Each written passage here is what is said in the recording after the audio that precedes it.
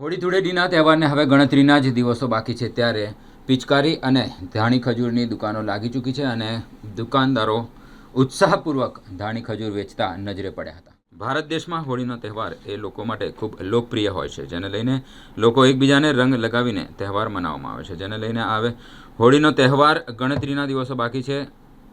પિચકારી, રંગબેરંગી કલરો, ધાણી ખજૂર જેવી વસ્તુઓનું ધૂમ વેચાણ ચાલી રહ્યું છે. આ વખતે ભાવમાં પણ એટલો ખાસ કોઈ ફરક નથી તેવું દુકાનદારોનું કહેવું છે, જેને લઈને શહેરીજનો ધૂમ ખરીદી કરી રહ્યા છે.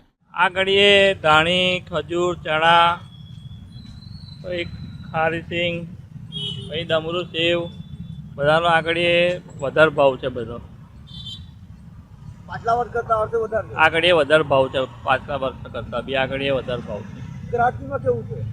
ગ્રાહકીમાં તો આજથી ચાલુ કર્યું છે. હવે 2-3 દિવસ પછી જોઈએ ગ્રાહકી કેવી ચાલે છે કેવી નહીં. શું નામ છે આપનું? આપણું નામ છે संजय लुहार. मार्केट अच्छा है, वैरायटी भी अच्छा है अब की बार. और अपने गोत्री पारेश्वर महादेव के पास लगा है स्टॉल. क्या कहोगे, क्या वैरायटी लाए हो इस बार? सब नया स्पाइडरमैन है, डोरीमैन है, मोटू पतलू है, बहुत नवा नवा वैरायटी आया है अब की बार. अपना इंडिया का ही माल है सब. क्या भाव में क्या नहीं ज़्यादा फर्क नहीं है अब की बार. सही है. लोग खरीदी कर रहे हैं? हाँ कर रहे हैं अच्छे से. क्या सलाह दोगे लोगों को होली का त्यौहार बनाने के लिए? एंजॉय करो. शुभकामनाएं सबको. क्या नाम है आपका? रवि.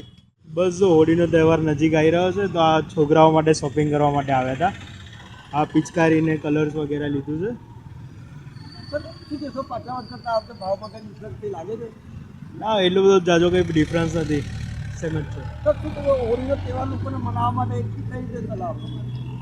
બસ આ જો શાંતિનો તહેવાર છે એટલે સારી રીતે બધા ઉજવે. આપનું નામ સર? હરિકિશન.